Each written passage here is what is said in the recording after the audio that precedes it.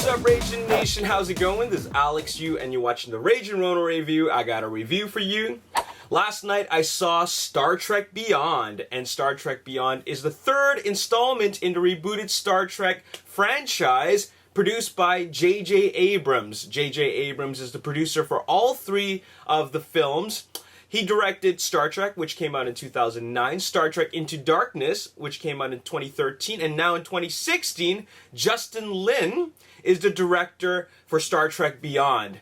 Now, Justin Lin is, of course, most famous for his work on Fast and Furious Tokyo Drift, Fast and Furious, Fast 5, and Furious 6.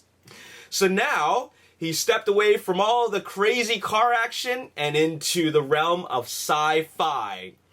And when I first found out that Justin Lin was directing Star Trek Beyond, I was thinking that, okay, this movie is going to be action-packed. There's going to be a lot of fun action in this film. And I was not wrong.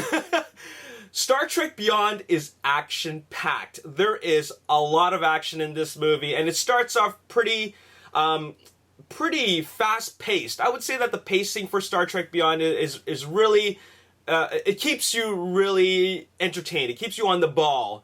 I'm not sure how hardcore Star Trek fans feel about this, but I think it was alright. I actually didn't mind his direction. Now, with regards to the story is quite thin, I gotta say. It's thin on plot. It's not something that it's definitely not in the realm of J.J. Abrams. I mean, you've seen a lot of J.J. Abrams movies, Star Wars The Force Awakens, Super 8, Star Trek Into Darkness. I love all those films. Like, I love every single one of them. I think they're all very, very good. But one thing about them is that there's a lot of surprises. There's a lot of twists and turns, and you don't know what's going to happen next. But for Star Trek Beyond from Justin Lin, it's a little bit straightforward. I wasn't too crazy about the plot, to be completely honest. In fact, I feel it's kind of formulaic. I think he took basically the way the first two Star Trek films were told, like that formula, that storytelling formula, and he injected his own ideas, or rather Simon Pegg and Doug Jung, the writers, put their own ideas, but they ended up being ideas that are just very, very blah. Like, I almost felt like, who cares about all the surprises that happen? I mean, this plot is just so thin to begin with. It wasn't a very good story, in my opinion. I think that they could have done a lot better than that. But, you know, one thing that really, really works for this film is the chemistry between the characters. All the characters are back.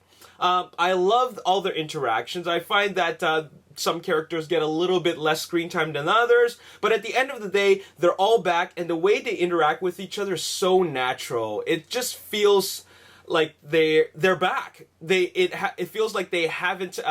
There hasn't been a 3-year absence between the last time they got together. Once they're back in character, they put on such great performance, and I gotta say that, like, watching those guys just feels like watching a family that you just love. You can't wait to see these guys back on screen. You can't wait to see them interact with each other the way Captain Kirk and Bones and Spock, the way they interact with each other, it's just absolutely just so organic. I love it. My favorite character is Dr. McCoy, or rather Bones. I love his expressions. I love his mannerisms. I love the way he reacts to everybody else, like Captain Kirk and Spock, and he's just so funny. He just plays it so well. Karl Urban is definitely my favorite actor in the Star Trek franchise. As for the action, it's pretty action-packed, but I'll tell you that the action isn't anything. It wasn't crazy exciting for me. I mean, sure, they did some new things, but a lot of it's just a big. Okay, the CG battles. I mean, the space stuff is all, of course, it's all CG stuff, but it's just a little bit too overkill. I've seen CG battles that look great because they keep it really, really exciting, but I just felt that, okay, we've seen the Enterprise. We've seen a lot of terrible things happen to the Enterprise. Okay, and we're watching it happen again, and I'm just thinking, okay, what are they gonna do next? Okay, they better give us something new. and all it was just like it was just a lot of that, and I just, you know, I didn't care as much about that. And then they give us a lot of like a lot of like laser battles, and it could have been a lot better the way they handled the action and laser battles. I feel like a third to a half of this film takes place in the dark, and I don't know why they needed to do that. You know, when something bad happens and they need to go in a laser battle, all their laser battles seem to take place in the dark. And I mean inside like dark corridors and like hallways of the spaceships, of the spacecraft. And the reason why is because there's no lights. There's just no lights. Like, the lights are out, okay, from all the damage, and because of that, they're doing all these space battles in the dark. I mean, they're doing all these laser battles in the dark, and it's just hard to see. And to top things off, I just noticed that there's a lot of handheld camera work, and by handheld camera work, I'm talking about a lot of this. There's a lot of this shaky camera work. And, you know, it wasn't really that bad, but I'm just not used to seeing that type of camera work in a Star Trek film. When you watch J.J. Abrams give us hand-to-hand action, he never does anything like that. Justin Lin was trying to bring his, I guess, fast and furious style of directing into Star Trek Beyond, and in my opinion, I find it doesn't work. Now, this film was still entertaining to me, but it wasn't like fully engaging, just because I wasn't absolutely, like, completely engaged into the story, because, like I said, it wasn't something that I cared too much about. It was really thin. It was the characters that kept me engaged. As for the action, it was almost like a big CG mess.